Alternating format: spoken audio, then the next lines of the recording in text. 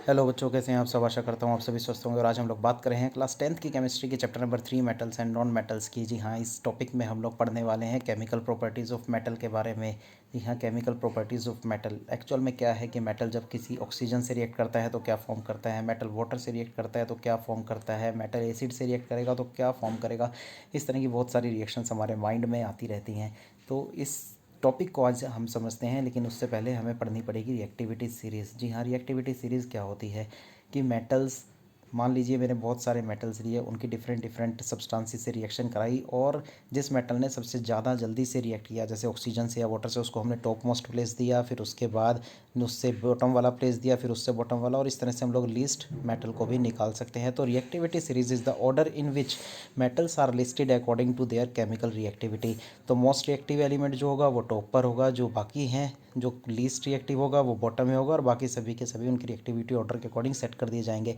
अब बात आती है इसको मेमोराइज़ कैसे करें, याद कैसे करें, इतने सारे एलिमेंट्स हैं। तो हम लोग मेन मेन एलिमेंट्स को यहाँ पर स्टडी करते हैं, जैसे potassium, sodium, calcium, magnesium, aluminium, zinc, iron, lead, hydrogen, copper, mercury, silver और गोल्ड।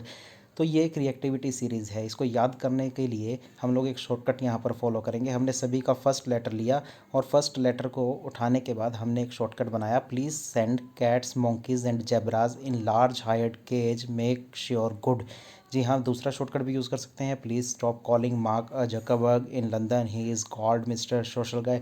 तो आप दोनों में से कोई भी शॉर्टकट का यूज़ कर इस रिएक्टिविटी सीरीज़ को याद कर सकते हैं। लेकिन आपको याद रखना होगा कि जो मोस्ट रिएक्टिव है वो टॉप में ही आएंगे, जो मिडल रिएक्टिव हैं वो सेंटर में आएंगे, और जो लीस्ट रिएक्टिव हैं वो नीचे आएंगे, सबसे बॉटम में जाएंगे। जी हाँ, तो पोटाशियम से लेकर गोल्ड तक रिएक्टिविटी जो है वो डिक्रीज़ होती रहती है। पोटाशियम सबसे टॉप में आएगा और गोल्ड सबसे लीस्ट में आएगा। केमिकल प्रॉपर्टीज़ ऑफ मेटल की बात करें तो केमिकल प्रॉपर्टीज़ डिस्क्राइब करती हैं कि सब्सटेंस किस तरह से दूसरे सब्सटेंसेस के साथ रिएक्ट करता है, कैसे वो दूसरे सब्सटेंसेस में चेंज हो जाता है। कुछ मेटल्स जो हैं वो बड़ी विग्रसली रिएक्ट करते हैं, जिन्हें हम लोग रिएक्टिव मेटल बोलते हैं, और कुछ मेटल्स ऐसे होते हैं जैसे गोल्ड, सिल्वर, जो कि अनरिएक्टिव मेटल्स हैं, क्योंकि वो लीस्ट थे। आपने देखा होगा कि रिएक्टिविटी सीरीज़ में भी सबसे बॉटम पोजीशन पर थे। तो आइए बात करते हैं केमिकल प्रॉपर्टीज़ ऑफ मेटल की। सबसे पहली प्रॉपर्टी हम लोग बात करते हैं कि क्या होता है जब रिएक्शन होती है मेटल की वाटर के साथ।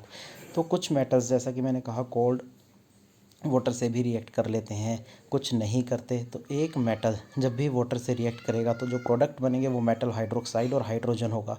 पोटाशियम एक रिएक्टिव मेटल है, वो वाटर से रिएक्ट करता है, लेकिन उसके प्रोडक्ट्स की मैंने यहाँ पर स्पेस छोड़ दिया है। तो आप पोटाशियम हाइड्रोक्साइड और हाइड्रोजन उसमें लिखकर केमिकल रिएक्शन को बैलेंस कर सकते हैं। आपने सुना होगा दोस्तों कि सोडियम को केरोसिन ऑयल में डिप कर कर रखा जाता है, क्योंकि सोडियम भी वाटर से रिएक्ट कर कर फायर कैच कर लेता है। तो इसलिए सोडियम को केरोसिन ऑयल में रखा जाता है। अब कुछ और रिएक्शंस यहाँ पर दी हुई हैं, reaction of metal with water की। तो कैल्शियम जो है वो कोल्ड वाटर से रिएक्ट करता है, और कैल्शियम हाइड्रोक्साइड और हाइड्रोजन गैस बनाता है। तो यहाँ पर जो इक्वेशन दिखाई हुई है, calcium plus water gives calcium hydroxide plus hydrogen gas. आपको पता है कि हाइड्रोजन गैस की प्रेजेंस को हम लोग कैसे चेक कर सकते हैं। तो हाइड्रोजन गैस जिस टेस्ट ट्यूब में है, उस टेस्ट ट्यूब के माउथ पर हमने क्या करना है, एक जलती हुई मैच स्टिक रखनी है। अगर वहाँ से पॉप साउंड प्रोड्यूस होती है तो इसका मतलब वो जो गैस रिलीज़ हुई है वो हाइड्रोजन गैस है। तो कुछ मेटल्स ऐसे होते हैं जो कि स्टीम से रिएक्ट करते हैं, तो उनके भी जो प्रोडक्ट हैं वो मेटल ऑक्साइड और हाइड्रोजन गैस हैं। जैसे अगर हम बात करें मैग्नीशियम प्लस स्टीम, तो हमें मिलता है magnesium oxide plus hydrogen gas. जी हाँ, तो यहाँ भी हाइड्रोजन गैस के बारे में मैंने आपको बताया है कि ये पॉप साउंड प्रोड्यूस करती है, जब भी बर्न होती है तो पॉप साउंड प्रोड्यूस करेगी। अगर हम बात करें reaction with dilute hydrochloric acid, तो बहुत सारे मेटल्स हैं जो कि डाइल्यूट हाइड्रोक्लोरिक एसिड से रिएक्ट करते हैं। वो डिपेंड करता है उनकी रिएक्टिविटी के ऊपर। तो जो टॉप मोस्ट रिएक्टिव एलिमेंट्स हैं वो जल्दी रिएक्ट करेंगे, और जो लीस्ट एलिमेंट है वो थोड़ी देर में रिएक्ट करेंगे। यानी कि जब भी हम किसी मेटल को एसिड में डालते हैं, मान लीजिए मैं जिंक को एसिड में डालता हूँ, तो मुझे मिलता है ZnCl2 यानी कि जिंक क्लोराइड, और हाइड्रोजन गैस जो है वो उसमें से इवोल्व हो जाती है। तो हाइड्रोजन गैस की टेस्टिंग के लिए मैंने आपको बताया कि हमें क्या करना है। हमें करना क्या है, हमें सिर्फ टेस्ट ट्यूब के माउथ पर एक बर्निंग मैच स्टिक रखनी है। अगर पॉप साउंड प्रोड्यूस होती है तो वो क्या है, हाइड्रोजन गैस है। तो different substances different different rate से, डिफरेंट डिफरेंट मेटल्स जो हैं डिफरेंट डिफरेंट रेट से एसिड के साथ रिएक्ट करते हैं।